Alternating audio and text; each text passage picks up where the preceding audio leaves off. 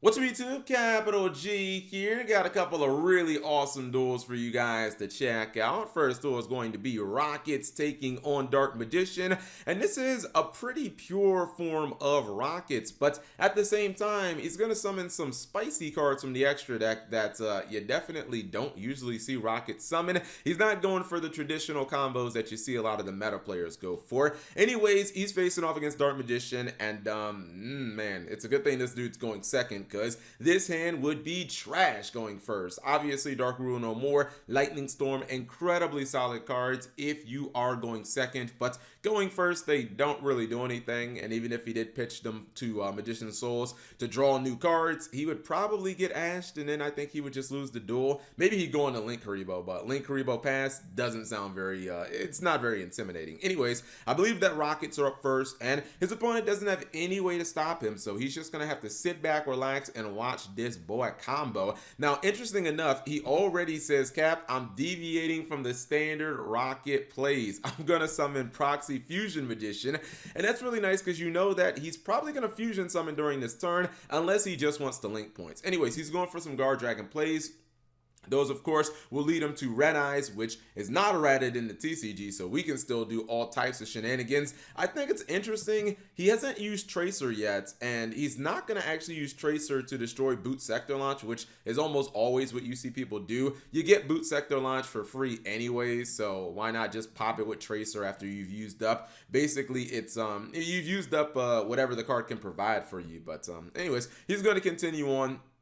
Proxy Fusion Magician is actually going to summon his Borreload Furious Dragon, which is cool, and then he's gonna summon Boral End Dragon, and this is just gonna be a crazy Boral field. He is gonna go for the Hot Red Dragon Archfiend Abyss, which gives him another form of disruption to be used at his opponent. And let's see if his opponent can break this board. Now, generally speaking, the Dark Ruler No More looks incredibly solid, and he is gonna throw it out there, but get jebaited, man. Come on, you can't be throwing that weak stuff out there.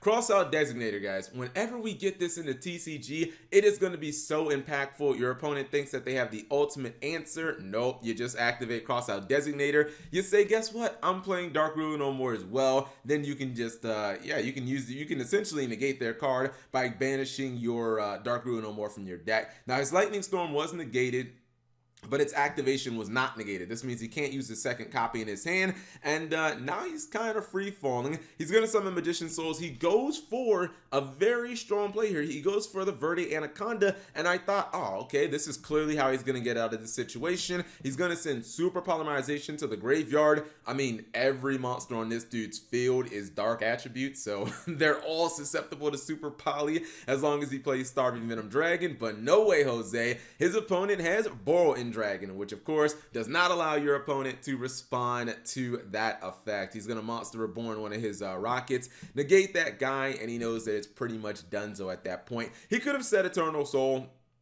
but I don't really know what that would have done. The second he flipped over the Eternal Soul, like, it probably just would have been negated by Hot Red Dragon Archfiend Abyss, and then he wouldn't have really had any plays, let alone he could have, I guess, even just blown it up with Furious Dragon. Like, I'm pretty sure Furious Dragon could have just targeted this random rocket and popped it, you know what I mean? So I don't really think that he really had a game plan after his Predaplant Verde Anaconda got negated. That duel was pretty quick. This duel is going to be quite different. We got Pendulums facing off against the Altergeist deck, and if you're going second with Altergeist, opening with double evenly matching Extravagance, that's not bad.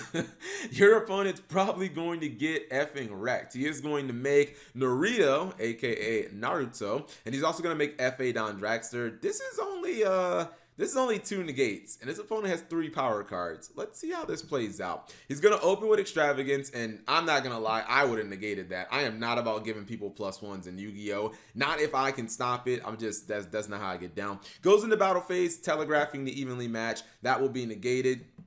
I think he really didn't see a point of throwing his second evenly match out. That's why he doesn't activate it, because Naruto would have obviously just negated it. So at this point, it's like, why even bother? It kind of makes me wonder, would you have even used the first evenly match if you know, unless you just are trying to get Don Dragster's stats down. If you're doing that, then I guess it does kind of make sense.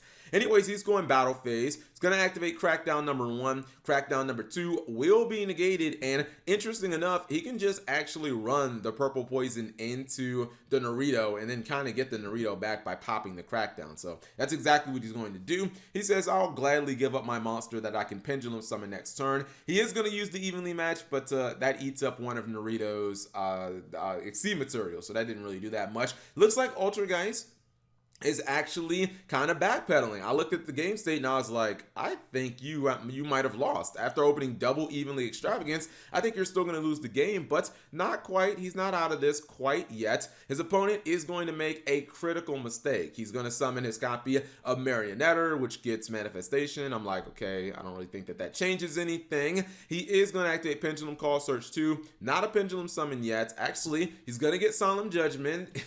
This puts him down to 750 life points, but don't worry, we're getting lower than that. Pendulum Summon of 2.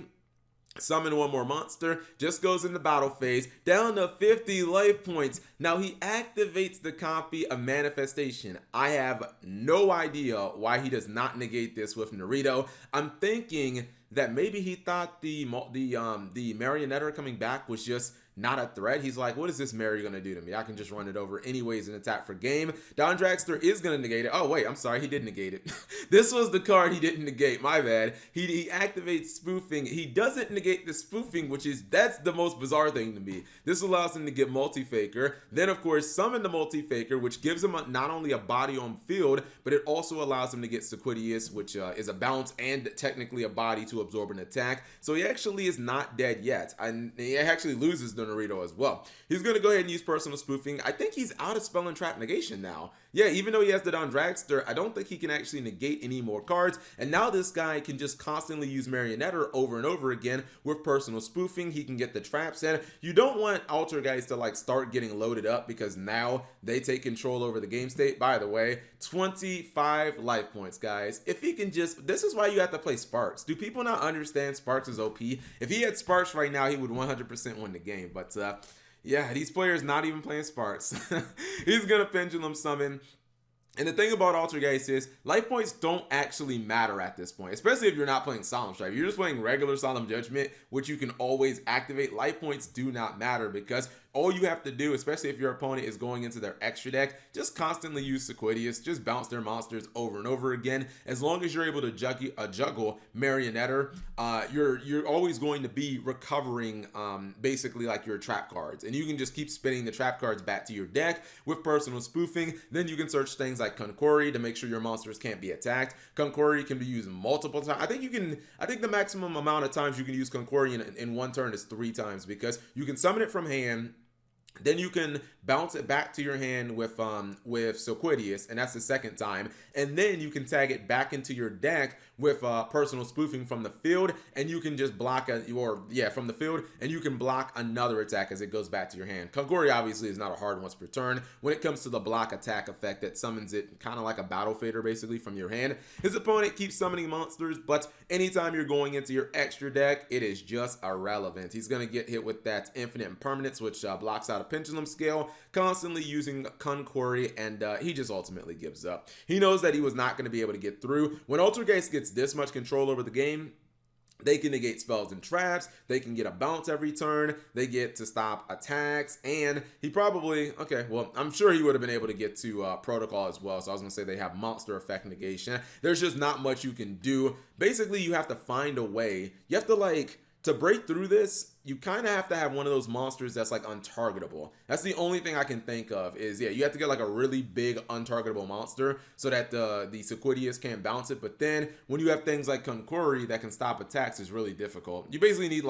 Masterpiece or some shit, monsters that are unaffected by monster effects and trap effects and stuff like that. Anyways, hopefully you guys enjoyed those short duels. If you did, give the video a thumbs up so that other people can see this video, because if you don't thumbs the video up, YouTube ain't gonna show it to nobody but you. Thank you guys for watching. As always, subscribe if you have not already and turn on that notification bell for daily videos. And because we're so close to 10 minutes, I thought I'd just go ahead and show off the Rocket deck list. Now, unfortunately, it did include 3 copies of Destrudo, which we now know you can't play in the TCG, so I went ahead and dropped that guy from the deck. But I still think we're technically better off in the TCG than they are in the OCG, because in the OCG, they don't have Guard Dragon LP, and they also have an errata version of Red Eye's Metal Darkness Dragon, which the errata version is still powerful, but it ain't as good as what we have in the TCG. If you want to play Monster Reborn in your build of Rockets, you can easily take Destrudo out and plug in Monster Reborn. This build isn't nearly as pure Rocket as I thought. I said that before I looked at the deck list, and